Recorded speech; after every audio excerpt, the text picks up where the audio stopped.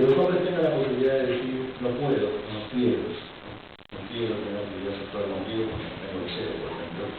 Aumentar la posibilidad de reconocer errores, dificultades y miedos frente a situaciones cotidianas.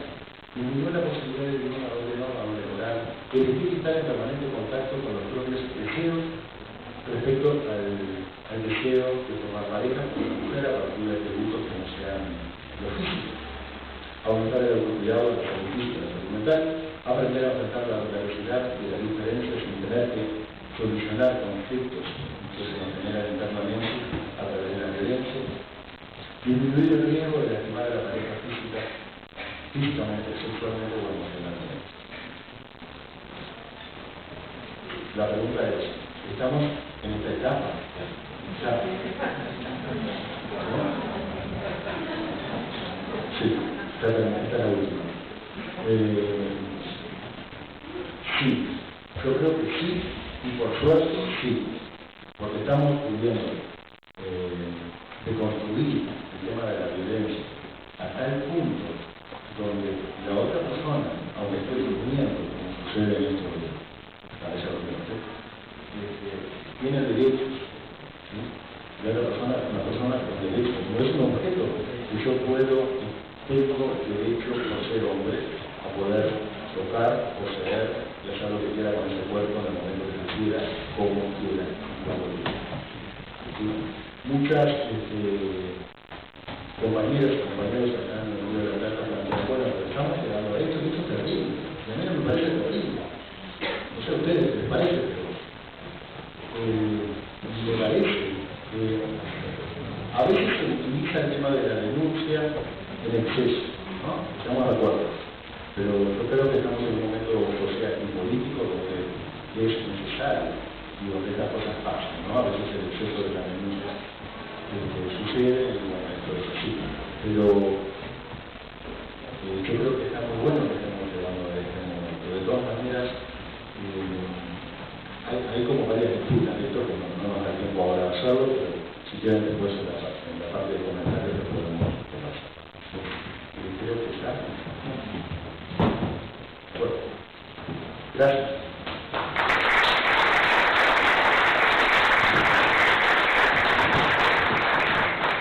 Muchísimas gracias, Mario. Vamos a escuchar la presentación de Pablo González, Evaluación y Riesgo de la Vida. Pablo González.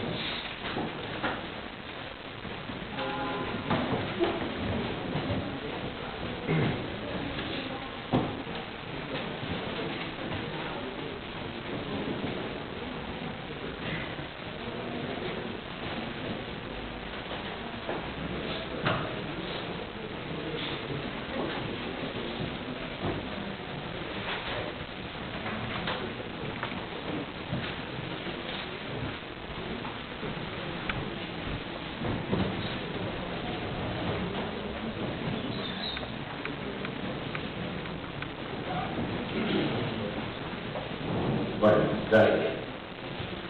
Mi nombre es Pablo González, soy psicólogo clínico de psicoterapia y colaborador del Instituto de la Fundación. Y por eso voy a trabajar este tema de las evaluaciones de riesgo. Yo estoy trabajando con evaluaciones de riesgo, con psicólogo forense y también en la parte clínica. Es un concepto que tal vez no lo conocen muchos psicólogos, tal vez algunos especialistas, porque es un concepto bastante nuevo que se ha estado trabajando ahora en los años 2000, a partir de los 90 para acá. Yo estoy convencido de que las evaluaciones de riesgo, de la violencia, están muy relacionadas con la masculinidad, ¿verdad? Vamos a decir que estos autores que han hablado de las evaluaciones de riesgo no son expertos en la masculinidad, pero sí son expertos en el tema de la violencia. Entonces yo creo que es importante integrar esos factores que tienen que ver con la violencia, toda esta cuestión de la masculinidad que tiene que ver con la violencia. Digamos que principalmente el problema es que tradicionalmente, ¿verdad?, los expertos en la voluntad, en la psicología forense, nos solicitan, ¿verdad?,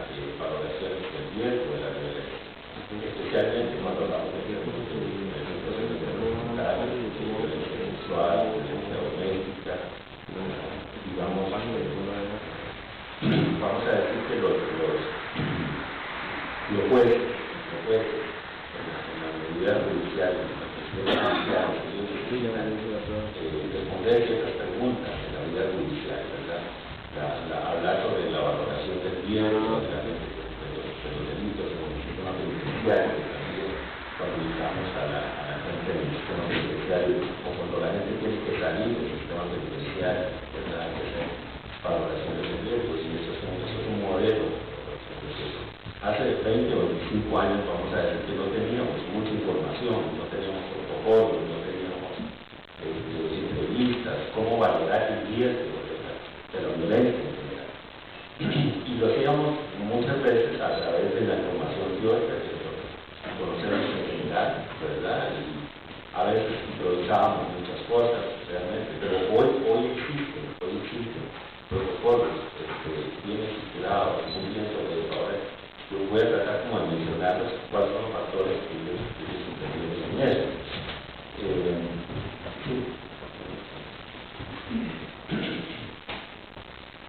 Digamos que hay un grupo de psicólogos, especialmente más en Canadá, en Estados Unidos, en Inglaterra, que han estado haciendo trabajo sobre la regulación del riesgo desde los años 80 y 90. Y ya, efectivamente, ya hoy tenemos muchos instrumentos para valorar el riesgo, ¿verdad? Estos modelos, digamos, explicativos, son modelos que pretendemos de ser científicos, ¿verdad? Cuando hablamos de la ciencia, siempre criticamos el concepto de la ciencia, ¿verdad?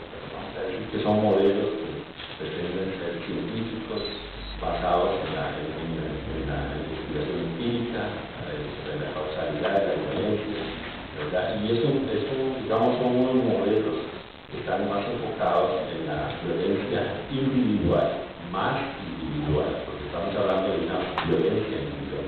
Ahora, estas escalas de valoración del riesgo están muy centradas precisamente en esos sujetos que son muy peligrosos y que han tenido conductas muy efectivas.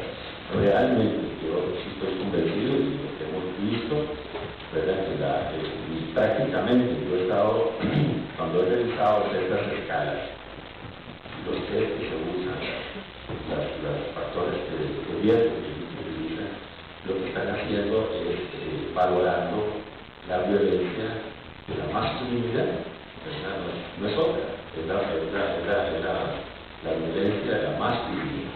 Sabemos ya hay muchas encuestas, muchas estadísticas, la Organización Mundial de la Salud, estamos de acuerdo en que la violencia, como el 90%, el 95% de la violencia la tenemos los hombres, en el caso de las mujeres, niños y no los hombres. Entonces vamos a decir que realmente estas escalas de valoración del riesgo son escalas de la violencia masculina. Vamos a decir que, bueno, como decía, ya está, hay nuevas investigaciones sobre eso, casi todas están relacionadas con la valoración del riesgo del trabajo con las parejas, con el abuso sexual, con la violencia en general.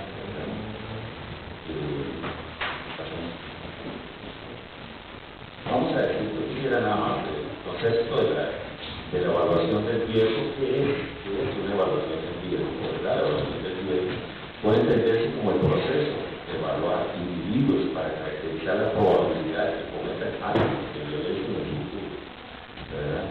Con ello vamos a desarrollar intervenciones tendientes para manejar a esos sujetos, ¿verdad? Cuando van a salir de las cárceles, cuando van a ser sentenciados, en situaciones así. También las valoraciones de riesgo están muy relacionadas con los procesos de tratamiento también, y sabemos, si podemos saber cuál es predecir la violencia de este sujeto, también podríamos hablar sobre el tratamiento. ¿Qué es lo que podemos hacer con él?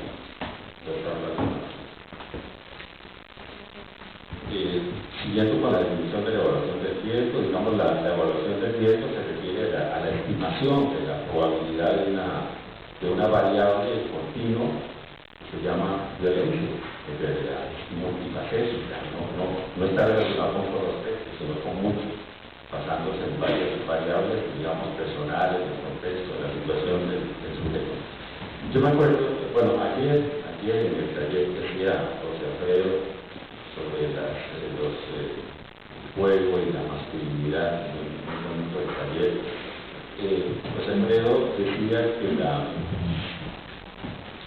vamos a decir que la violencia, lo que está más cercano a una conducta violenta es una decisión, ¿verdad?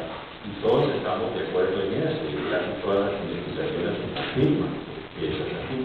Lo que está más cerca a una conducta violenta es una decisión, ¿verdad? Pero decir esa decisión, estamos relacionados con muchos aspectos, ¿verdad?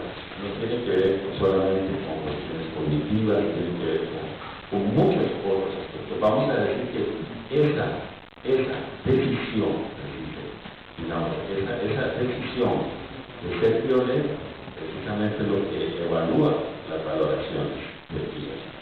Esa decisión es compleja, está muy relacionada con muchas facetas, y la tiene que ver hasta con aspectos neurológicos, aspectos de género, también aspectos relacionados con el aprendizaje y con el contexto propiamente de la violencia también.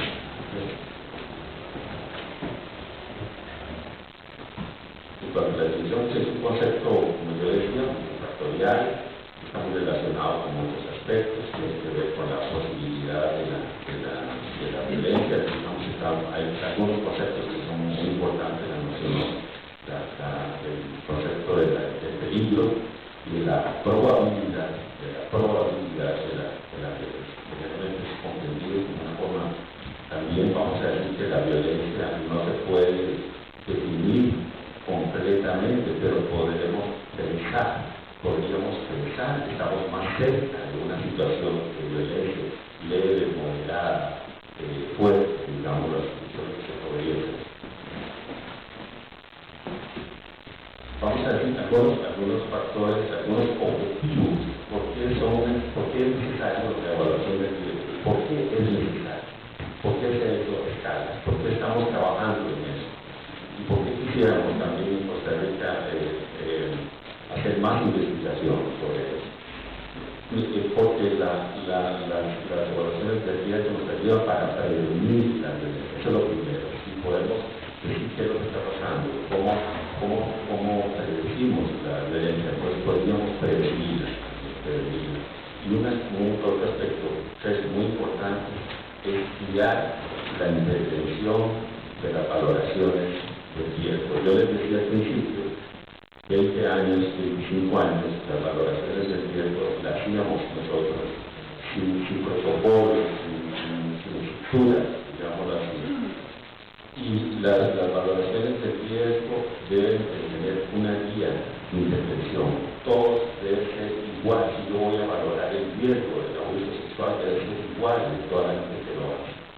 ¿Verdad? Tiene que ver con eso. Tiene que ver con mejorar la consistencia de las decisiones también, ¿verdad? Vamos a decir que en cuanto a las decisiones, porque las valoraciones del riesgo tienen que ver con muchas, vamos a decir que los informes que hacemos de valoraciones del riesgo es para que la gente toma decisiones importantes sobre estas personas, entonces, para mejorar la consistencia de las decisiones, mejorar la transparencia de las decisiones, mejorar la transparencia de las decisiones. ¿Qué tiene que ver con eso? Bueno, todos tenemos derechos humanos, ¿verdad? Los privados de libertad tienen derechos, las víctimas, todo el mundo tenemos derechos humanos. Entonces hay que proteger los derechos también de los evaluados, de las víctimas, y evitar que demandas de negligencia de la valoración del riesgo. Si yo voy a hacer una valoración del riesgo, también las diferentes contrapartes va a decir cómo lo hiciste, cómo es que llegaste a estas conclusiones realmente. Ahí puede haber situaciones de tipo legal, ahí para el forense o para el psicólogo clínico que está haciendo estas valoraciones. Entonces, si tenemos escalas de evaluación del riesgo, vamos a evitar precisamente estas demandas de negligencia que van a ser falsas, digámoslo así. Hay tres grupos, nada más los voy a mencionar, digamos, hay hay tres formas de valorar el riesgo, ¿verdad?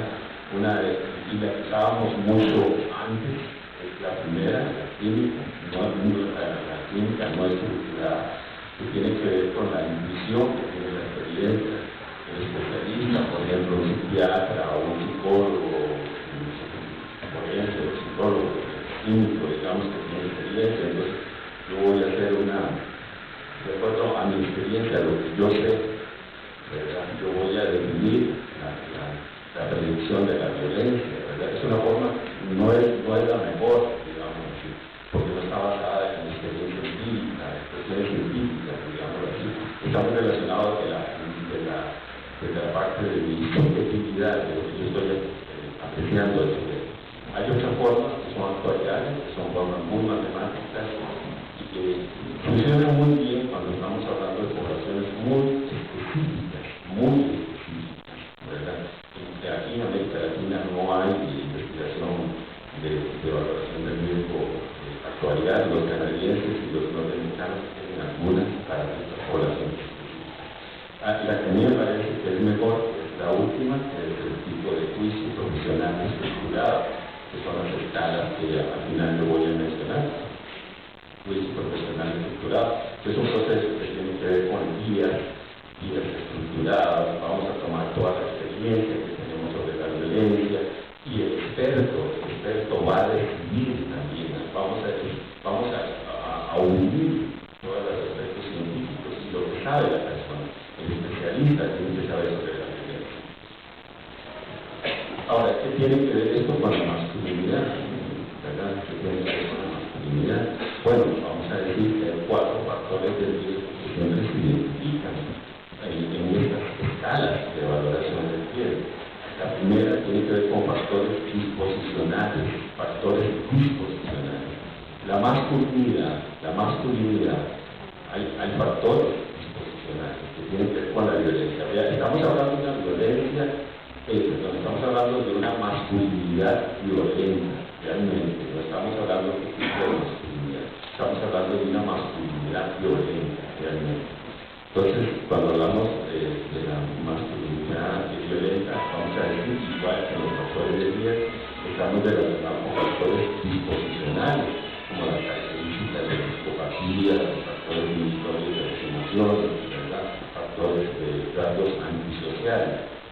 Yo estoy hablando de la psicopatía, del concepto que maneja el autor Robert Kerr, ¿verdad? Y Robert Kerr ha hecho muchas investigaciones sobre la psicopatía y él sabe que los psicópatas tienen una dificultad para el manejo de las emociones diferentes a la población civil, ¿verdad? Y esos factores sobre el manejo de las emociones, hay factores disposicionales, ya que sabes que estamos relacionados con el manejo de la amígdala y hay factores en la corteza cerebral, digamos así. Hoy en día tenemos muchas investigaciones en la parte neuropsicológica. Sabemos que hay factores disposicionales importantes. Otros aspectos son importantes, son los aspectos de los antecedentes del contexto, tienen que ver con los grupos sociales, que los hombres también los vinculamos muchas veces, y eso nos lleva a la violencia. Son factores del contexto. Y factores históricos, ahí es muy importante los factores históricos, porque ahí está la parte más fuerte de la masculinidad, realmente. La concepción, todo lo que nosotros sabemos sobre el patriarcal, sobre las cuestiones en la socialización, tiene que ver con nuestra historia para los hombres, ¿verdad? Muchos hombres crecen con un desarrollo distorsionado, ¿verdad? En cuanto a la historia, y eso tiene que ver con factores de los aspectos históricos que tienen que ver con factores de la violencia doméstica. Y el último son los factores clínicos. No lo puse dentro de la masculinidad, porque me parece que no está muy relacionado con la masculinidad. Es una enfermedad mental, psiquiátrica o abusos de sustancias. Vamos a decir que eso tiene que ver con la violencia. Alguien puede decir, es que los enfermos mentales no tienen una relación con la violencia. Pues sí, ya hemos definido que hay ciertas patologías que están relacionadas, que aumentan la potencialidad de la violencia, pero es un factor que no está directamente relacionado con la masculinidad. Cuando los factores de riesgo, ellos hablan de dos tipos, ¿verdad? Hablamos de dos tipos. Hablamos de factores estáticos, de los factores de riesgo. ¿Qué son los factores estáticos? Es la historia, mi historia mía, ¿verdad? ¿Qué es lo que yo he hecho en mi vida? Realmente, sí. Desde niño he tenido conductas violentas, durante la adolescencia, otra vez, después como adulto. Entonces, son factores, cuando hablamos de factores estáticos, ya no van a cambiar, es parte de nuestra historia, pero nos dicen también, nos ayudan para predecir que la persona va a predecir una vez y otra vez y otra vez.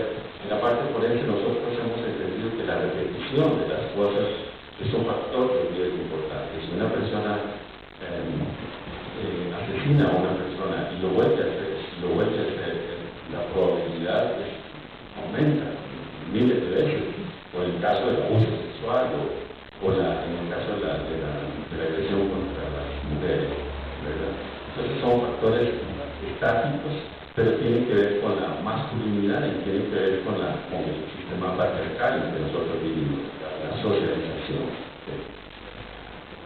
La otra son factores dinámicos que tienen que ver con la posibilidad. Vamos a decir que los factores dinámicos están muy relacionados con la posibilidad del cambio, ¿verdad? Y ahí estamos hablando de algunos factores que tienen que ver con el tratamiento. Hay dos tipos de factores dinámicos en las muestras fiscales, que son las que son más estables, y las otras que son más agudas. Por ejemplo, en las estables están el alcoholismo, las preferencias sexuales desviadas, ¿verdad? Aunque los sexólogos dicen que hoy en día dicen que las preferencias sexuales se pueden cambiar un poquito, ¿verdad? Pero vamos a decir que generalmente las preferencias sexuales son bastante estables, digamos así. Entonces, es una de las formas, son factores de riesgo, digamos, que son dinámicos, porque podrían cambiar, se pueden trabajar. Vamos a decir, una persona, un hombre, que tiene preferencia sexual por los niños, vamos a decir que eso no va a cambiar, y no se van a curar, pero sí podemos hacer programas de prevención y puede tener como una calificación, estar muy activado, tiene un problema con su sexualidad y prevenir el abuso sexual, por ejemplo. Entonces vamos a decir que dentro de estos factores dinámicos, el manejo, por ejemplo, el manejo de la impulsividad, que hemos hablado de la masculinidad, la impulsividad que tienen los hombres, ¿verdad? Ese es un factor dinámico, agudo, que tiene que ver con la masculinidad. Y yo quería nada más mencionar que, bueno, hay muchas escalas, pero yo creo que hay tres que son las que hemos estado usando más y que quisiéramos como que tengamos más investigación. Por ejemplo, el CARA, que es el manual para la valoración del riesgo de la violencia contra la pareja, ¿verdad? Ya hay algunas investigaciones en América Latina sobre el CARA, los españoles, y creo que en México hay algunos trabajos en el sentido. Entonces, este es uno, que es muy importante. Otro es el SVRL, que es sobre la violencia sexual, también, ellos se evalúan esos factores y se evalúan esos factores que tienen que ver con la violencia sobre la masculinidad, y el HCR20, que es una de las escalas que tienen que ver con la violencia en general, ¿verdad? Entonces, nada más lo que quisiera es decir que en la parte forense y en la psicología clínica tenemos muchas investigaciones sobre valoración de riesgo, ya hemos entendido cómo se construye la violencia individualmente a través de esos factores, ¿verdad? Ahora, en la medida en que tenemos más conocimiento de eso, podríamos predecir. La última, entonces, será nada más para concluir. Bueno, se han desarrollado muchas herramientas para identificar y tomar conciencia sobre el problema de la violencia de los hombres, ¿verdad? Es necesaria identificar dentro de estos instrumentos, aspectos y factores de la masculinidad, de la violencia de los hombres, ¿verdad? Y si tenemos esa información, podemos tener nuevos aprendizajes para construir hombres que sean más fuertes, que puedan también trabajar con el problema de la violencia, que sean más aliados y comprometerse con una cultura de paz.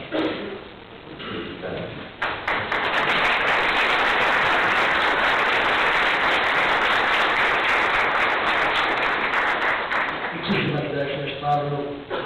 Vamos a escuchar la presentación de Rodrigo Zúñiga, Marcas en el cuerpo, un estudio exploratorio sobre el castigo físico de la infancia y el comportamiento autodestructivo en hombres adultos.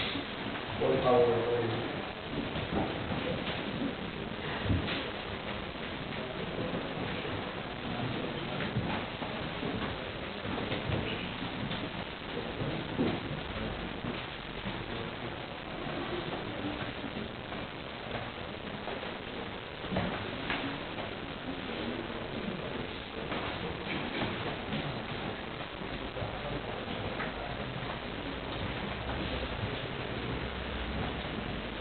Buenos días. Mi nombre es Rodrigo Zúñiga, psicólogo en el sistema. Básicamente presentar un poquito sobre este estudio exploratorio llamado Marcas en el cuerpo, un estudio exploratorio sobre el castigo físico en la infancia y el comportamiento autodestructivo en hombres adultos. Es importante aclarar que es un trabajo de tesis realizado ya en 2-3 años más o menos. Sin embargo, es como de cierta forma actualizado un poco con la evidencia del trabajo ya en el Instituto Web, aunque digamos el estudio básicamente se realizó por 4 hombres usuarios del instituto, fue mediante entrevista a profundidad, fue digamos que posteriormente en este tiempo validado ya con mi trabajo dentro del instituto para poder confirmar ciertos datos. Lejos de querer generalizar, por supuesto que es solamente un estudio exploratorio importante. Algunos datos preliminares importantes para considerar, bueno, inicialmente voy a partir o parto de la teoría de una autora, Alice Miller, que indica que el castigo físico es violencia, primero que todo, y además desafortunadamente es considerado como una conducta o un comportamiento totalmente normal, justificado, aceptable, pero que es por el niño, posteriormente por el adulto, reprimido y reproducido posteriormente en generación o generación, como ya sabemos. Igualmente consideraríamos el castigo físico de esta forma y el comportamiento autodestructivo, que eso sería, por lo que lo considero, esos comportamientos conscientes o bien inconscientes, ya sea que la persona directa o indirectamente, ya sea que lo busque realizarlo conscientemente, dañarse su propio cuerpo, o bien sin saber que realmente eso podría causar un daño para sí mismo.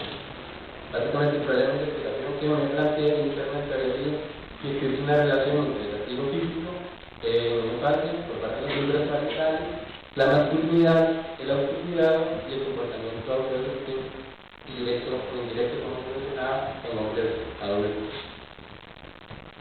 Unos datos importantes que les quisiera dejar por unos segundos, básicamente, en el Hospital Nacional de Niños aquí en Costa Rica, según indican el año pasado, 1.268 menores fueron agredidos. Varios, que es el Patronato Nacional de la Infancia, también en Costa Rica, indicó que más o menos 2.000 denuncias por agresiones el año anterior también se dieron. Recientemente, el Poder Judicial, de hecho salió en un periódico nacional domingo, 8 de cada 10 fallecidos en las vías eran hombres. Esto en los últimos 5 años ha sido más o menos, se registra que es un 83% de las muertes que se han dado y básicamente han sido en colisiones o por colisiones, más de la mitad, y así, como ya lo decía, 8 de cada 10. El Ministerio de Salud indica que un promedio de 318 personas quitaron la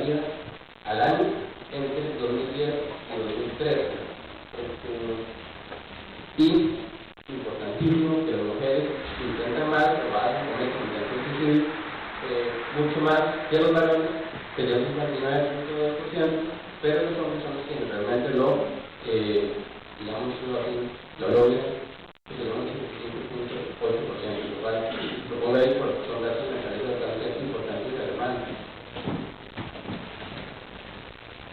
Intentaré en un poquito de tiempo presentar un poquito de resultados, reflexiones y conclusiones sobre todo este trabajo preparatorio. Inicialmente sobre el poquito de los resultados y a la vez llevar un poquito de reflexión. En el estudio varón, que me gustaría presentar este estudio, se evidenciaba que la figura paterna realmente era una figura ausente. Físicamente estaba ahí, pero como ya lo sabemos, por lo menos en la masculinidad hegemónica, viendo una figura ausente a nivel emocional, a nivel físico, ni siquiera puede brindar un abrazo, y solamente está para poder ser el proveedor. En este caso, 4 varones, y posteriormente en muchos evidenciados se da muchos problemas, donde no había ni siquiera comunicación o diálogo y afecto hacia los hijos. Y otro punto importante que había, no que se denotaba, era el alcoholismo, la presencia del alcoholismo en todos los padres de estos varones, los cuales, digamos que había una cierta contradicción, porque algunas veces algunos indicaban que no bien era cuando no les pegaban, cuando estaban sobrios, o otros, cuando estaban ebrios, era cuando precisamente tenían algún tipo de castigo físico hacia ellos, o hacia sus propios por otro elemento importante a analizar ahí era la figura, o así la figura materna y la ambivalencia de ella, precisamente porque se evidenciaba o se evidenciaba, mejor dicho, como una figura de carencia en cuanto a afecto, apoyo, seguridad, cuidado, confianza, todo lo que se esperaría. Por lo menos ahí ellos esperaban dentro o para su figura materna. Una ambivalencia. Digamos que de cierta forma tenían varios roles posibles según el criterio de estos mismos varones en los estudios, indicaban que, o por lo menos así lo evidenciaban, que en algunos momentos eran agredidos, otras eran agresores o bien solamente espectadores, pero en algunos momentos unían de los dos posiciones de la situación. Y además hay muchos reclamos, interesantes que haya más reclamos de ellos hacia la figura materna que hacia la figura paterna. Precisamente estos reclamos eran porque no se les defendía y o bien porque consideraban que no tenían un interés propio o autonomía con respecto a su propio cuerpo o bien a sus propios hijos. Otro elemento importante eran los estudios de llano y los estudios de establecimiento de reglas. Aquí rápidamente, solamente el tipo de disciplina, obviamente ya vemos, se considera obvio, según el estudio, que es castigo severo, físico severo, mediante la mano, mediante objetos, con gritos, insultos, palabras sumamente fuertes, o sea, digamos que hace para cualquier persona, pero bien hacia un niño, y amenazas, ya sea amenazas de lo que se me va a hacer, o bien amenazas entre ellos mismos, los padres, es decir, me voy a suicidar, por ejemplo, por su culpa o algo así. Establecimiento de reglas, de hecho no había, digamos que las reglas no se establecían, de una vez grave momento sucede la falta y va a suceder. Sin embargo, ya lo interpretaban, carencias, como que algo sucedía, aunque no hubiera una regla ya predecista. Y por supuesto que no había algo en este caso. En la disciplina, el castigo era con ira y bastante, obviamente, enojo, y la desproporción de la intensidad que se realizaba era sumamente fuerte. En muchos casos ni siquiera la falta de la reacción a lo que podría considerar un castigo, sumamente o mucho más fuerte de lo que realmente podría representar esa falta. No lo voy a indicar ni leer ni los tipos de castigos que se mencionaron en el estudio. Es importante los nombres que coloco ahí, no fueron los reales. Y podemos notar que son sumamente fuertes en muchos de los casos. En otros casos solamente graves, porque podríamos considerar leves, pero en otros momentos mucho más fuertes. El significado del castigo físico para ellos, lo que ellos consideraban que eso representaba para ellos mismos, como lo significaba inicialmente, de hecho se comprobaba, ellos consideraban que lo afectaba, lo justificaba, las emociones que ellos tenían o experimentaban, no solamente en el momento de la sentencia, sino según lo que consideraba en su niñez, era mucho dolor, de frustración, de angustia, de miedo, terror, rencor, odio, depresión e impotencia durante todo ese momento. Digamos que muchas veces eran evidenciadas todos en el mismo momento.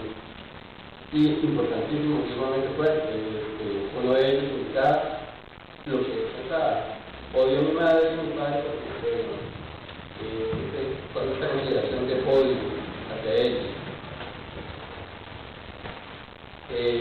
Unos elementos importantes en esta parte, por lo menos de castigo físico, las figuras parentales de castigo físico, en lugar de afecto y cuidado, en lugar de recibieron incluso de violencia en la infancia. Eso significa la forma de relacionarse con ellos, de los padres o con sus hijos, en lugar de ser afectivo, era de una forma agresiva, se relacionaba agresivamente.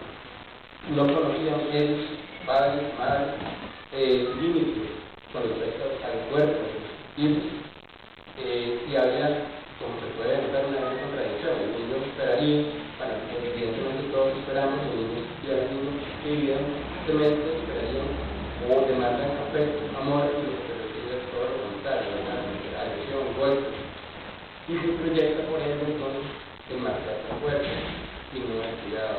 Lo que estoy recibiendo es golpe, eso es lo que va a proyectar, no más bien cuidar su propio cuerpo, de esa forma. Algo muy breve respecto a la comunidad, lo que de cierta forma ya se sabe bastante, bueno, literalmente ellos no consideraban que se identificaran con los que decían que era ser hombre. Ellos no se identificaban, casi que sí lo hicieran, muchos de sus comportamientos que iniciaban así. Y eso les causaba mucha frustración, el no considerar que estaban llegando y llenando este que ellos considerarían que deberían asumir.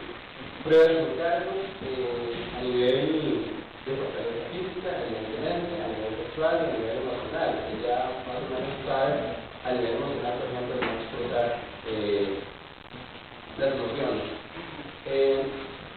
Pero asumen su cuerpo forzándolo como objeto para probar la sombría. De esta forma como que se instrumentaliza, se ve de una forma mecánica el cuerpo, más que como algo imprende, simplemente algo utilizado. Y evidentemente no cuentan o no contaban los varones con adecuadas formas de expresión de emociones ni de apoyo o de poder de apoyo. Ahora bien, con respecto a los comportamientos autodestructivos que se pudieron evidenciar, se da inicialmente un aspecto interesante, que no era como considerado previamente, pero que se vio, que es en las relaciones de pareja. Precisamente el intercambio que se da era bastante desigual, lo que se podría esperar.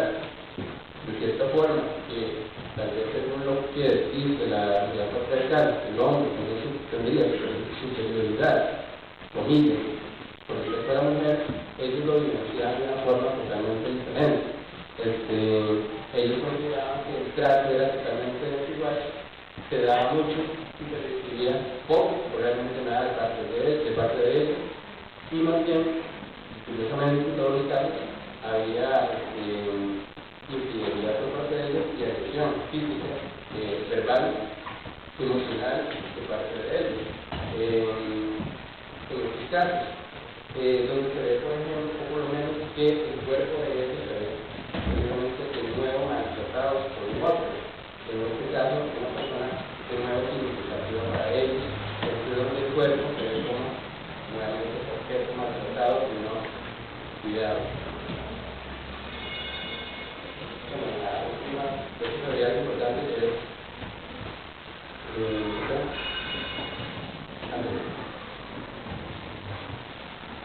el hecho es que se dejan como tres varones que se lo decimos a ellos. Te pego porque yo sé que soy uno de él. No le va a daño. Entonces, lo hacían en algunos casos. Con respecto al cuerpo, al autocuidado y la protección de esto, con respecto a eso, había una cierta conformidad y disconformidad con el propio cuerpo. Obviamente como signo de idea, lo interesante es que muchos estaban disconformes con su cuerpo. Por ejemplo, uno de ellos consideraba que era flaco, la percepción, y él era como el doble que yo, flaco. Se llama por eso. Lo interesante de ver qué significaba el de flaco, debilidad, no lo que estaba haciendo, o cumpliendo con algo importante para él. Sin embargo, los que sí consideran que se sentían conformes con su cuerpo, vivían en el gimnasio, tratando de modelar su propio cuerpo. De cierta forma, entonces nos da la idea de que cambiando el modelado porque realmente no estaba conforme con él. Ahorita podría ser su futuro. El valor económico de un cuerpo no está simplemente en la salud, sino también en el cuerpo. Mucho de lo que ilustraba. No invitan al médico, mala alimentación, no realizan beneficios, cuando se realizan beneficios es una forma, digamos, que autodestructiva, por ejemplo, no es muy fuerte que hace directamente.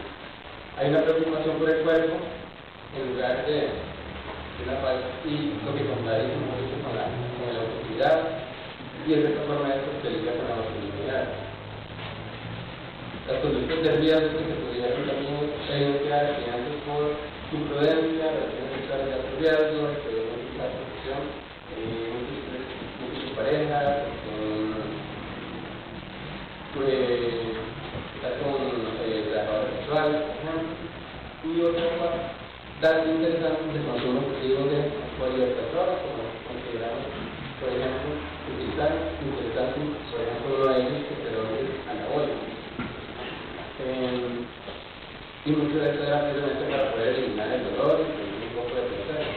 El deseo de fijarse en la vida, en muchos de ellos, mejor dicho, en todos ellos, se da solamente un periodo muy intenso, pero había mucha o reiterada ideación suicida, representación suicida, y muchas ideas de morir constantemente, o de cero, perdón.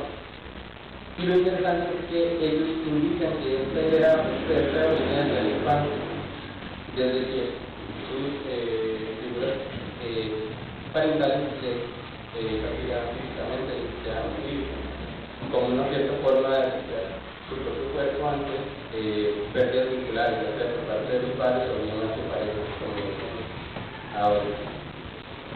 Importantísimo entonces el comportamiento autorrestrictivo. De esta forma es una relación de un cuerpo a nivel agresivo, no afectivo. Por ejemplo, se entrega el cuerpo como un objeto hacia un otro que lo lastima, o como un objeto para utilizar, para lastimar incluso. Se define como que se toma el cuerpo como algo que no corresponde a mí, lejos de mí, y que golpea, trata que soy yo mismo, que yo mismo lo tengo. Hay una cierta reducción de la violencia, una conclusión a la repetición en cuanto se vuelve la violencia que se asumió, estuvo en su momento, a repetirla de una u otra forma en la vida adulta, como un objeto de pulsión de muerte importante. No se expresa el dolor claramente y se descarga por medio de la virilidad. Se instrumentaliza por ende el cuerpo. Ya para terminar, de cierta forma, yo entiendo todo esto como sin querer llegar a correr el riesgo de tener una relación directa, porque no hay la intención de decir que el castigo físico inherentemente va a causar comportamientos autodestructivos en los hombres, y ver que tal vez podría haber una cierta correlación, que por lo menos es una referencia básica del castigo físico en un momento importante de la vida de un niño, y que podría eventualmente poderse representar de esta forma en la vida adulta. Mi forma de integrar precisamente que tiene que ver con la masculinidad es como el vehículo de esta forma que puede impulsar esas cargas funcionales, por decirlo así, que se tenían, que se tienen que descargar en la vida adulta, que vienen desde la infancia y se vienen a descargar desde el propio cuerpo. Digámoslo así, también psicoanalíticamente el objeto al cual se le quiere descargar de pulsión se interyecta, porque ese objeto realmente podría ser aquel que me causó la ira, el enojo, la frustración, el odio, el infancia, como algo que no puedo ocasionar, como que tengo que aceptar, este dolor en la infancia, lo que realizo, lo hago en primera persona, como claro, para generalizarlo con respecto a esto, varón, es entonces lo que yo quiero expulsar o descargar hacia un otro que no puedo, porque son mis padres, lo hago hacia un objeto que interiorizo, porque eso lo llevo a conseguir de cierta manera. Entonces se han identificado con un otro, que es el agresor, que además se han identificado con el agredido que era enemigo, entonces se vuelve agresor y agredido simultáneamente. Son únicos por ejemplo de identificación con dos figuras significativas. Y la masculinidad hegemónica, por ejemplo, viene a identificar esa forma de descarga, como no puedo descargar esa emoción de otra forma, porque no se me permite tener una masculinidad hegemónica, se descarga posteriormente de formas de desaprobación de masculinidad hegemónica, de debilidad, de buscar seguridad. Básicamente, es un tipo de resultados y conclusiones que se quieran de esto. Muchas gracias.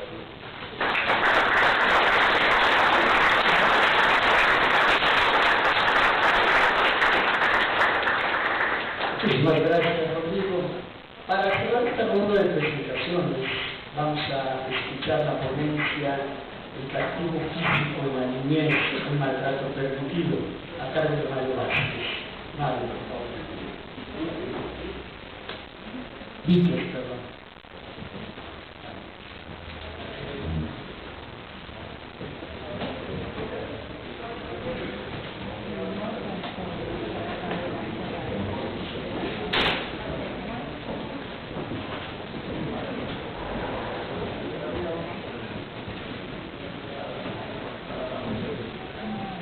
Bueno, muchas gracias.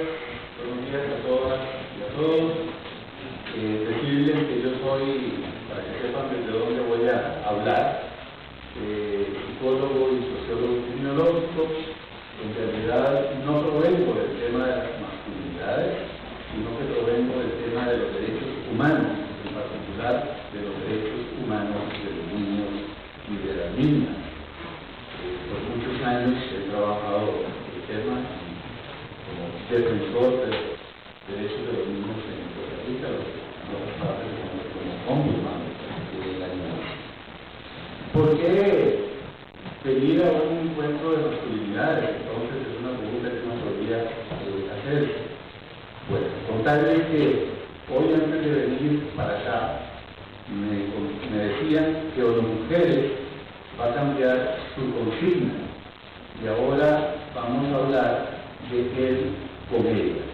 Es el nuevo lema de las mujeres. Sin embargo, reflexionando sobre esto y reflexionando sobre lo que casi siempre encuentro en los encuentros de masculinidades y en los encuentros con las mujeres o desde los encuentros feministas, el tema de la niñez es un tema que a menudo no aparece. Es decir, en particular encuentro que el tema de las masculinidades, como que de nuevo reproducimos el tema de que los derechos de los niños o el tema de los niños y de las niñas es tema de mujeres y no el tema de los hombres. Por eso es que me interesa un poco presentar este trabajo sobre el castigo físico, que en realidad de fondo es un trabajo de un estudio sobre la autoridad parental, con la idea de que nosotros podamos repensar el tema de la autoridad parental y poder entonces repensar cuál es el papel de los hombres en el tema de eso de ser padre y eso de ser madre. La autoridad parental en realidad tendríamos que pensar como algo que podríamos vincularlo a lo que podríamos llamar la paterno-maternidad o la pater-maternidad, que jurídicamente va a aparecer como autoridad parental. En particular, el eje del trabajo que yo estoy tratando de presentarles tiene que ver con cómo se ha ejercido desde la autoridad parental violencia contra los niños y contra niños. Cuando digo violencia, me voy a referir específicamente a lo que ya Rodrigo trabajó, y vamos a combinar muy adecuadamente las dos exposiciones. No me refiero solamente a la violencia de la que ya tenemos consenso, que es lo que la gente llama abuso y maltrato infantil, sino que me voy a referir a una en la que tenemos aparente consenso, pero que en la práctica no tenemos consenso, que es lo que llamamos el castigo corporal, que es distinto. Porque todos estamos de acuerdo que pegarle violentamente a los niños y a las niñas es algo inaceptable, pero todos no estamos de acuerdo, tan de acuerdo, que darle una palmada, una pescozada, un jalón de pelos o un chancletazo, como decimos en Costa Rica, eso no estamos tan de acuerdo con que eso sea violencia y con que eso sea violación de derechos. Por eso que cuando hablo de violencia en particular, la violencia que se refiere al castigo corporal, no me refiero a esa violencia en la que ya todos tenemos consenso. Y que muy adecuadamente desde la clínica, creo que Rodrigo nos ha dejado muy claro que sí tiene consecuencias, porque la mayoría pensamos que no pasa nada, como en todos los temas de niñez, pensamos no pasa nada, porque creemos, como se dice aquí popularmente, que los cuidas son viudos.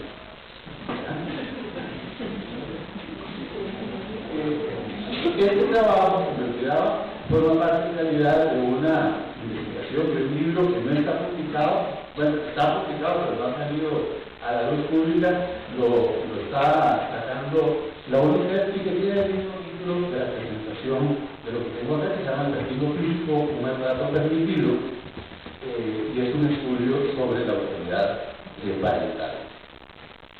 El trabajo, como les digo, viene de una reflexión académica. Yo soy profesor de Ciencias Penales en el posgrado de la Universidad de Costa Rica, de la actividad, si ustedes quieren, en el activismo por los derechos humanos de los niños y de las niñas, y de la actividad en la vida pública, en instituciones públicas de defensa, protección y difusión de los derechos de las niñas. Yo diría que está dirigido para que podamos repensar eso de la paternidad y de la maternidad. Porque repensando la paternidad y la maternidad, tal vez podamos entender qué es eso de ser niño y qué es eso de ser niño. Porque es a través de la paternidad y la maternidad, como hemos dicho técnicamente, que se constituye la identidad de ser hombre, la identidad de ser mujer. Y en mi caso en particular, lo que estoy tratando es de sacar del privilegio del encuentro, del intersticio, donde padre, madre, o solo madre, en el ejercicio de la autoridad parental, van constituyendo y transmitiendo y amamantando la identidad que luego va a ser la identidad adulta de cada uno de nosotros, como hombres, como mujeres, en las diversas modalidades de ser hombre y en las diversas modalidades de ser mujer. Es decir, es un excelente, es el momento más importante de la constitución del sujeto humano, porque el sujeto humano se constituye a través del ejercicio de eso que llamamos paternidad o maternidad, o maternidad cuando hay paternidad y maternidad efectiva. Entonces, ¿qué más regocijo que pensar cómo nos conformamos como seres humanos y cuándo y mediante qué procedimiento nos conformamos? Pero sobre todo de pensar cómo en este proceso de conformación de los seres humanos, cómo influye y se amamanta la violencia y cómo ese amamantamiento de la violencia nos va constituyendo no solo como personas en lo intrasubjetivo, sino cómo nos va constituyendo en lo intersubjetivo. O sea, lo que estoy diciendo es que el proceso de formación de los seres humanos, con o sin violencia, no es un simple hecho aislado cultural, de rasgo cultural. Es algo que está y que nos puede implicar como sociedad. Para decirlo en pocas palabras. ¿Cómo sería una sociedad si efectivamente no violentáramos a los niños por una generación completa? Es decir, las implicaciones que esto tiene en la vida pública es la gran pregunta que me hago. Y cómo tiene que ver en la generación de la vida pública y en la constitución del sujeto el marco legal, que es el marco de la intersubjetividad. Eso es por ahí donde anda más o menos el tema que estoy tratando de abordar. Decimos que la pregunta generadora de todo esto, entonces, para empezar a cuestionarnos es ¿por qué pegamos a los chiquitos y a las chiquitas que a menudo nos parece un acto deseable, y no solo deseable, sino justificable? Esa es la pregunta que me hago. ¿Y qué ha pasado entonces con este proceso de castigo corporal desde el pater familias original, desde el amarás a tu padre y obedecerás a tu padre y madre, porque así decía originalmente uno de los mandamientos, hasta el reconocer que los niños y las niñas son ciudadanos sociales plenos de derechos en la actualidad? Es decir, cómo hemos hecho ese pasaje y qué implicaciones tiene esto para la paternidad y para la maternidad. Sin duda, puedo afirmar, ya han pasado más de 20 años, que uno de los cambios y revoluciones más importantes en el proceso de constitución del sujeto humano ha sido el reconocimiento de que los niños y las niñas son personas humanas. Yo no sé si ustedes saben que hemos reconocido y defendido primero los derechos de los animales en Nueva York, antes que la defensa, protección y reconocimiento de los derechos de los niños y de las niñas. Y de hecho, cada vez que hablo, digo, al día de hoy siempre digo que los que van adelante, los defensores de los derechos de los animales, por encima de digamos, a mí me parece maravilloso y me parece muy importante, pero veo mucho más defensa de los perritos que están abandonados que de los niños que están abandonados, maltratados y abusados. Si yo cuento lo que el texto se dice de defensa de los derechos de los niños y lo que se dice de defensa de los derechos y de los animales, es mucho más la presencia de los animales y de los perritos y de los niños. Los veterinarios siempre los han ganado. En este país, primero el doctor Robert, creo que es como se llama, habló de que pegarle a los perros no era bueno para los perros, antes de que nosotros habláramos de que pegarle a los niños no era bueno para los niños. Entonces, el tema no es un tema, digamos, tan sencillo. El hecho de que se haya producido una revolución en lo jurídico no significa que se haya producido una revolución en lo cultural. Y ese es, digamos, en el fondo, el gran reto que tenemos sobre esta materia. Para el adulto, en realidad, como decía François Dolto, esta psicoanalista francesa, es un escándalo que el ser humano, sea en su infancia, sea su igual. Para nosotros reconocer que los niños y las niñas tienen plenos derechos como nosotros es algo absolutamente todavía inaceptable. Esto es lo que me lleva, de alguna manera, a la necesidad de averiguar la evolución de las relaciones paterno-filiales, de las interacciones de los padres e hijos en sucesivas generaciones, como una causa que no es independiente del cambio social. Es decir, ¿cómo hemos llegado hasta esto? Ha sido la pregunta que me hizo. ¿Desde dónde venimos arrastrando con esto? Y bueno, para llegar a esto, trabajé 5 cosas, que es el de la capacidad simbólica de la ley en la constitución del sujeto humano. Hice una psicología de los imaginarios y representaciones colectivas de la niñez para poder hacer una reconstrucción del lugar de los niños en la sociedad, para volver a darle una voz a lo que ha estado oculto. Les cuento que no es tarea fácil volver a hablar al que ha estado, digamos, marginado de la voz. Trabajé las estadísticas sobre la magnitud de la victimización, se hizo una reconstrucción histórica desde la antigüedad hasta nuestros días de la exclusión y del derecho, y en particular también hay un recuento de la experiencia que tuvimos en Costa Rica de la abolición del castigo corporal. Les cuento que en nuestra América solo Uruguay, Venezuela y Costa Rica hemos abolido una cosa que en el derecho de familia aparece como el derecho de los padres a un castigo moderado. Así dicen todos nuestros códigos de familia. Por castigo moderado es la fuerza para que los padres definan de forma arbitraria que es castigo moderado. Hay una autorización legal prácticamente universal, con las excepciones que estoy dando de Costa Rica, Venezuela y Uruguay, y algún otro que no recuerde ahora, que es la autorización estatal y legal de que un ser humano tenga derecho de pegarle a otro ser humano. Es decir, al día de hoy yo no me puedo imaginar que la gente pudiera aceptar la autorización de pegar moderadamente a la esposa, de pegar moderadamente al alumno, de pegar moderadamente al abuelito. Sin embargo, prácticamente todas las legislaciones de la mayoría de la gente que no son Uruguay, Venezuela y Costa Rica, el Estado autoriza que los papás tienen derecho a pegar y a golpear. Es decir, eso es lo más indignante que hay en el fondo de todo este tema.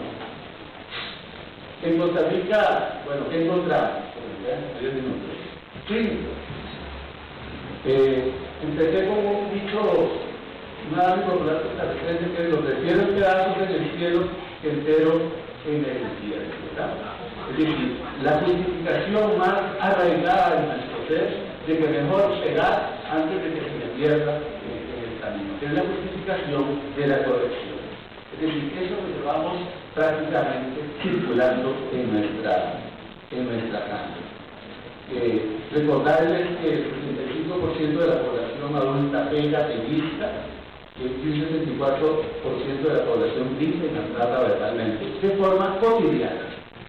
Y que la mayoría de los costarricenses, un 53%, justifica esto por aduciendo razones de carácter político. Me voy a saltar entonces la importancia de la capacidad simbólica de la constitución del sujeto.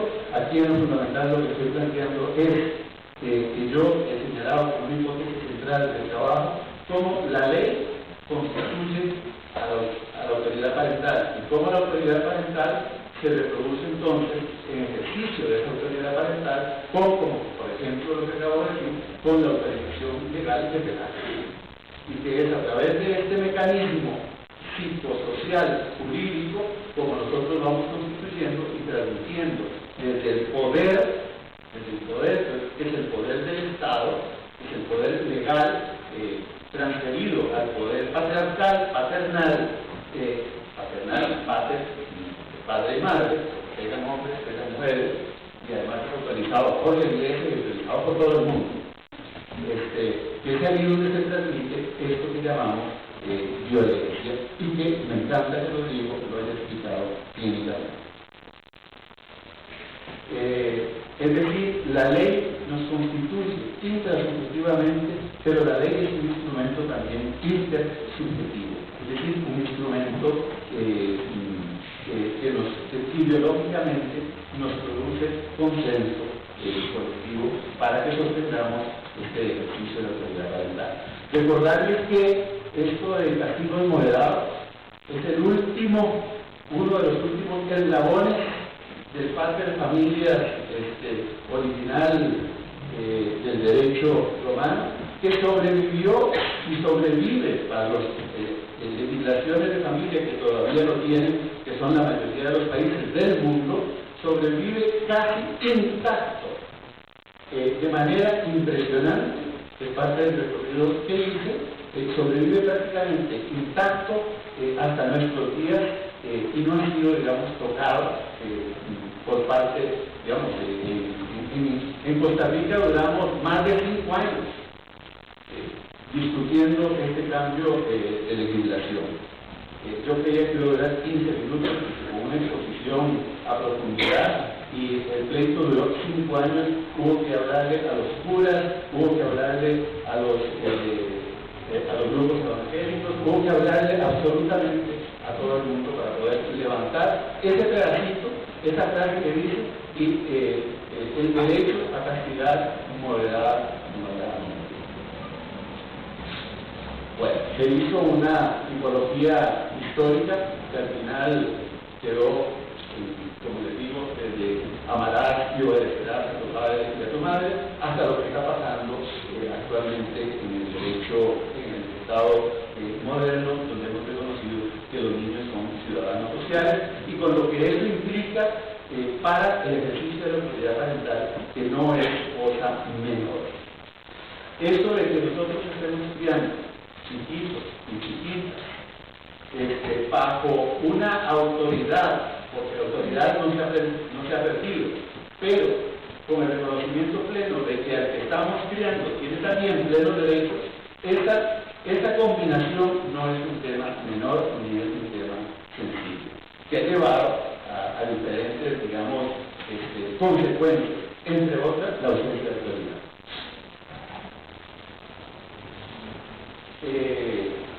Bueno, también hicimos una reconstrucción del derecho de esta exclusión de los niños y de las niñas, que va desde el Alieni Juris romano, pasando en el caso de Costa Rica por las 7 partidas de don Alfonso X el Sabio, solo como anécdota, en las 7 partidas se autoriza. Las 7 partidas es una legislación que eligió a las Américas. Recuerden que nosotros pertenecíamos a Castilla y el reino de Castilla, y que las 7 partidas fueron legislación para nosotros. Entre otras cosas, la legislación castellana, en las 7 partidas, autorizaba al padre que su castillo, o al padre, al patriarca, que su castillo estaba rodeado y que, digamos, se habían quedado sin comida, a comerse a sus hijos, con tal de defender el honor y con tal de defender el patrimonio. Esa es, digamos, el patriarcado, digamos, cómo se va pasando de generación en generación. En nuestro caso, pasa por la legislación de don Braulio Carrillo, el Código General de Carrillo, y ahí pasamos al contexto civil y familiar para llegar hasta el derecho de familia actual, que, como les digo, sobrevivió por lo menos el tema de la autorización de legal hasta nuestros días y que nos llevó, pues, paso entonces a 5 conclusiones. Hay una incidencia de la ley en la construcción de los patrones y formas de crianza. Los cambios en la forma de crianza, sobre todo si son violentos, tienen una repercusión sobre el tipo de sociedad. Yo creo que a menudo vemos mucho en lo macroeconómico y a lo mejor los más grandes cambios podrían, por lo menos en materia de violencia, podrían producirse en las micro relaciones de la vida cotidiana, en las relaciones maternos filiales. La importancia de los cambios en la condición jurídica de la niñez, sobre todo en el tema del castigo corporal, y por supuesto la propuesta de que haya una generación de un nuevo tipo de política pública donde los hombres nos reposicionemos y dejemos de estar dejando que nos dejen excluidos del ejercicio de la autoridad parental. Eso sería mucho.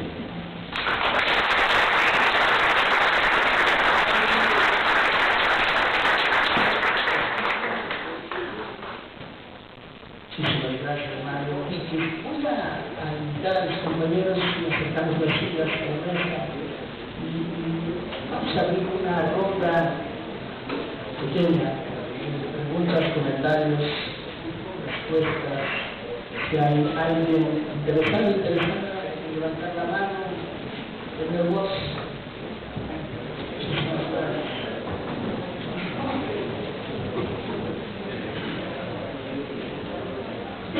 Fui 1, 2, 3, una más.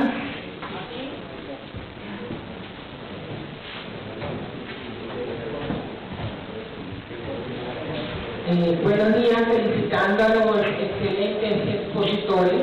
Realmente las exposiciones dan a 1000 preguntas. Bueno, yo tengo una. En mis ejercicios con hombres, ¿verdad?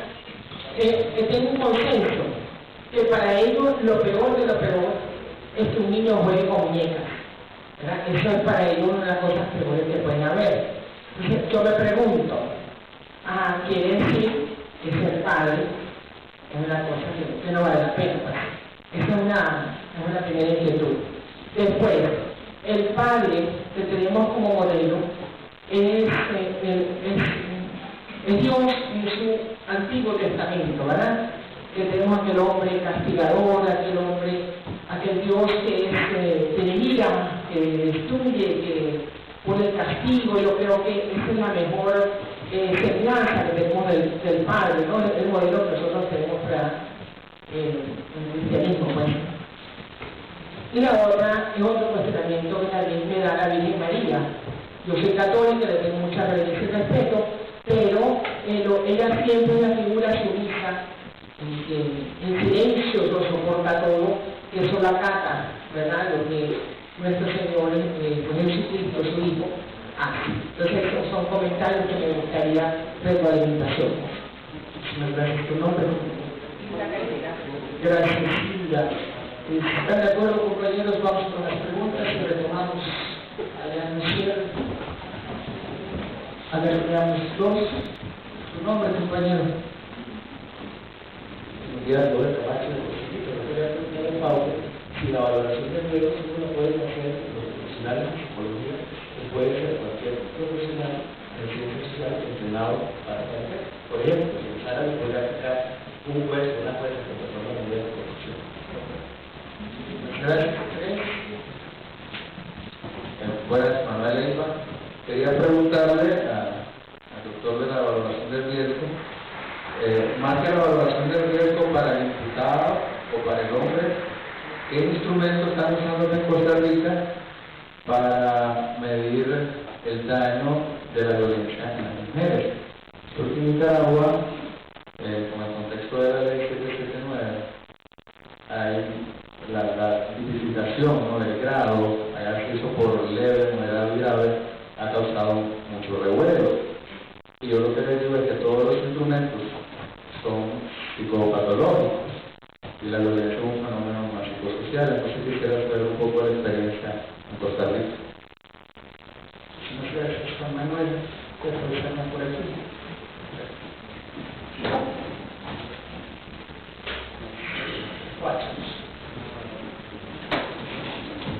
Bueno, mi nombre es Vicente Castillo, soy de aquí, Costa Rica. Yo hace un año y medio estuve un programa de la universidad que era prevención y alternativas de la violencia de la niñez, juvenil y adulta. Y ahí se analizaron tres factores importantes que llevan ahí un impacto de eso, que es el ámbito social, a veces el económico y el emocional y a veces el religioso, que afecta a estas situaciones. Yo hago la pregunta a cualquiera de los panelistas que la pueda contestar. ¿Hasta qué grado el ámbito social, económico, educacional o religioso puede afectar el desarrollo de la masculinidad?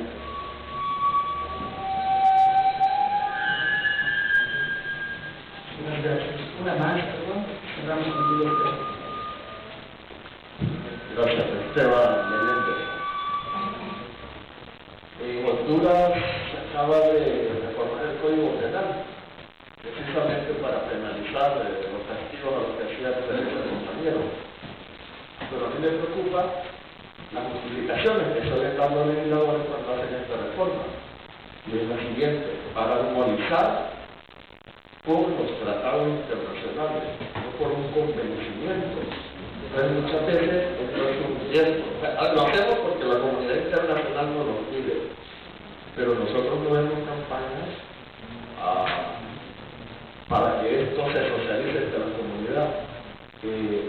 Como decías, hay que pelear y pedirle permiso a las iglesias, a los pastores, a los curas, para poder hacer estos cambios. Pero la justificación es para armonizar nuestra legislación interna con la realización de los tratados internacionales, y me parece que esto viene siendo un poquito delicado. Hay algunos planteamientos muy particulares, algunos generales para todos los panelistas. Si quiero empezar la respuesta a comentar. Esto lo de la valoración de riesgo. Sí, bueno, lo que decía puede ser sobre las valoraciones de riesgo deberían usarlo más por los psiquiatras y trabajadores sociales, ¿verdad? Básicamente. Vamos a decir que la idea es trabajar como en equipo, ¿verdad? Yo les dije que hay factores estáticos y factores dinámicos, ¿verdad? Vamos a decir que los trabajadores sociales tienen mucha, o los sociólogos tienen mucha información de los factores estáticos, realmente, porque tienen que ver con la historia del sujeto, explorar la familia, explorar la comunidad, ¿verdad? Revisar todas las listas de que hay de la persona, obviamente cuáles instituciones ha participado. Entonces, vamos a decir que la idea es que debería trabajarse en equipo y debe ser gente que conozca, tenga un conocimiento sobre la violencia realmente, y este tipo de violencia, ¿verdad? Este tipo de violencia contra las mujeres, en la parte de la sexualidad o en la violencia en general, ¿verdad? Entonces, me parece que como se puede complementar o en todo caso, si no hay, podría ser un psicólogo con un entrenamiento y una información. La parte por ejemplo es como una investigación, no es solamente como la oficina, ¿no? Tiene que estudiar, investigar a la persona. Yo no creo que sean opuestos, porque deberían hacer las valoraciones de riesgo. Ellos deberían sí aceptarlas, revisarlas, cuestionarlas, ¿verdad? Y tomar las decisiones que tienen que tomar sobre eso. Y después, lo que es el compañero del nicaragüense, me parece la investigación. Esos niveles se usan en Costa Rica, ¿verdad? Y eso es lo que hacemos. Sara, por ejemplo, da una valoración, no en puntos, pero dice leve, moderado o severo, ¿verdad? Pero yo quisiera decir, esta escala, en Costa Rica usamos el SARA, ya estamos empezando usando el SARA, y hay una escala de Dinamo también, es una escala muy buena que ellos han estado trabajando y falta más investigación, pero eso les usamos. Esta del Dinamo falta como más información empírica, ¿verdad? Esta tiene mucha información empírica.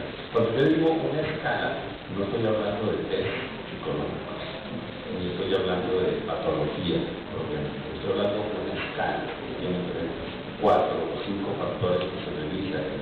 Vamos a decir que se revisa la historia del sujeto, se revisa la patología, que es un aspecto, y yo les decía, es un aspecto. Tiene que ver con la evaluación del contexto de la violencia, ¿verdad? Y los antecedentes que hay. Cuando yo digo antecedentes, no solamente la historia, también la predisposición del sujeto frente a la violencia. Eso es importante, porque eso va a decir algo sobre la predicción, la valoración del bien. Si nos quedamos en el ambiente clínico, es como ir atrás, 50 años atrás, o 40 años para atrás. Son escalas muy modernas. Hablamos de la violencia multifactorial. Por eso yo incluyo la masculinidad. Aquí está la masculinidad. No, ellos no lo dicen masculinidad, pero dicen actitudes y hablan del mercado, hablan de esos aspectos, ¿verdad? Entonces, si volvemos a la clínica, nos estamos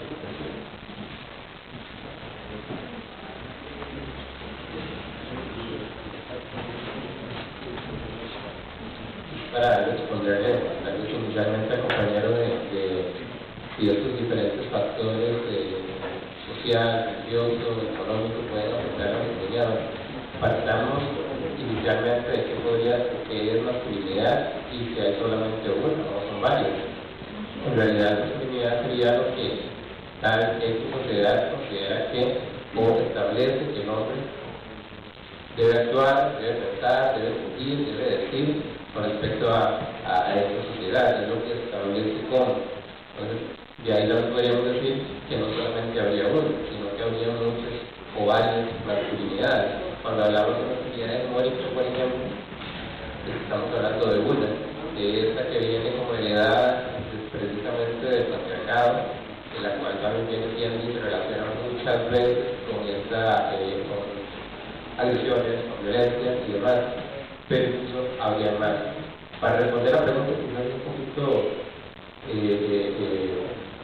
digámoslo así, difícil establecer si esta sociedad o tales factores van a llegar explícitamente o implícitamente a estos diferentes factores. Pero por otra parte podemos decir que es muy fácil decirlo. ¿Por qué? Porque la socialización de género va a fabricar X masculinidad. Esa sociedad es de cierta forma, casi que inevitablemente vamos a llegar a tener una masculinidad, ya sea hegemónica o más afectiva o mucho mejor que en otros casos.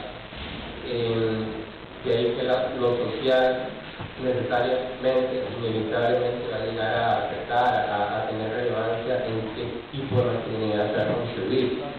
Asimismo, por ejemplo, lo religioso. Creo que para nadie es un secreto que lo religioso ha tenido un gran fortaleza en toda la forma o lo que se construye a nivel social.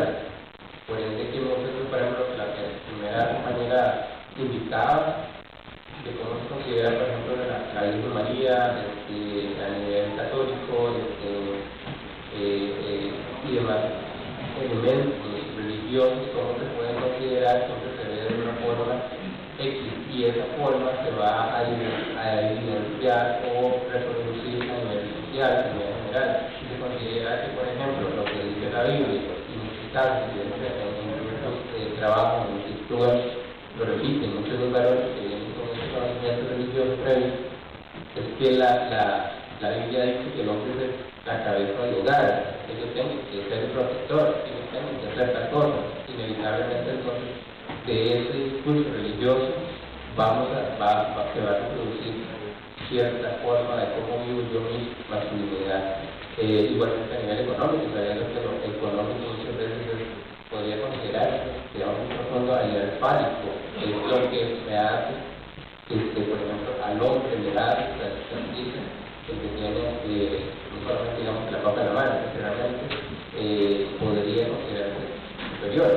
Obviamente ha cambiado mucho la sociedad y ahora lo soportan, y de cierta forma muchos de los varones consideran en ese sentido una cierta competencia, porque no está entonces quitando esa parte que yo consideraría que me corresponde. Entonces no sé si respondo un poco esa pregunta, pero de esta forma, sí, inevitablemente estos diferentes elementos van a llegar a construir o a algún tipo de masculinidad, partiendo del hecho de diferentes masculinidades. Sí, gracias. Yo justamente quería abordar, como Rodrigo está planteando, los factores que afectan a la construcción de la personalidad. Para no repetir lo que plantea Rodrigo, que estoy de acuerdo, básicamente aparecen los procesos de género, los mandatos sociales y culturales. Y por ahí el compañero preguntaba por una cuestión en el aspecto económico. Yo creo que el difícil acceso a puestos de poder, de ingreso importante de dinero de las mujeres, eso subjetiva como la negativa de las mujeres, porque lamentablemente vivimos en una cultura donde el poder es igual al dinero, por lo tanto, si no mandamos a nadie, pero no siempre que tiene poder, no se empodera, o sí se puede empoderar, pero tenemos esa contraria que no tiene ingresos en esa forma económica. Después el tema religioso me parece, por ejemplo, lo que vos planteabas, me parece muy importante, porque al menos en el Río de la Plata vivimos en una cultura judio-cristiana, donde aunque seamos ateos o agnósticos, igualmente estamos incorporando los mandatos religiosos de las religiones tradicionales, como es el judaísmo y el cristianismo, ¿no? Porque son dos religiones bastante, disculpen las personas que se identifican con esa religión, pero son religiones bastante machistas en detrimento de las mujeres, por lo general fomentan la subordinación femenina, el patriarcado, el autoritarismo. Hace falta ver cómo está compuesto el Vaticano para darnos cuenta de eso.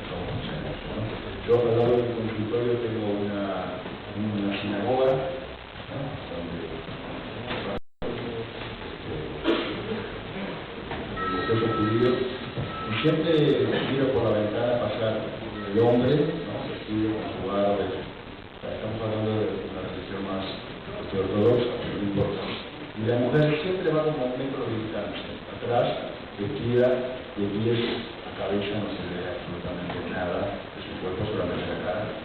Y bueno, ese es el judaísmo más ortodoxo, pero de ahí para abajo también tenemos variedades ortodoxas.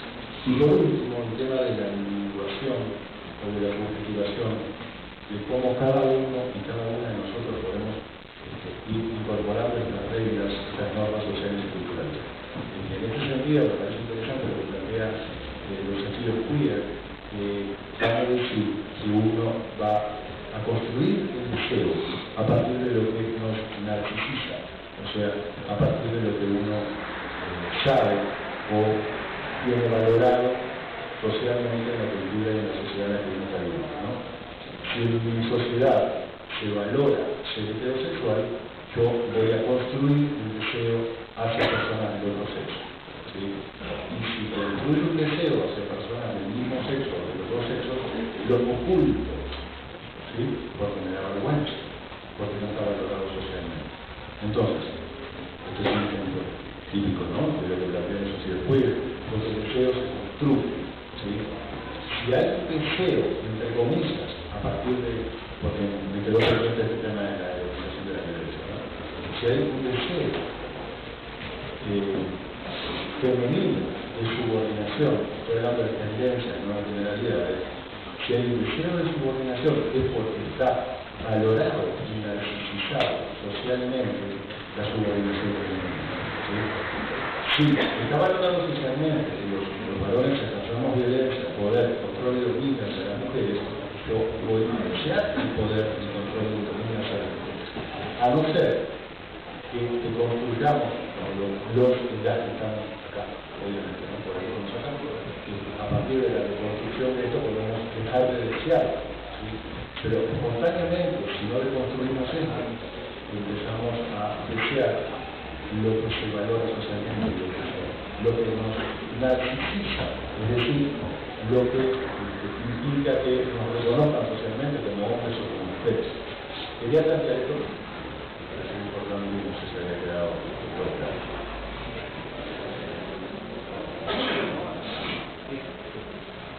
Un par de comentarios muy rápidos.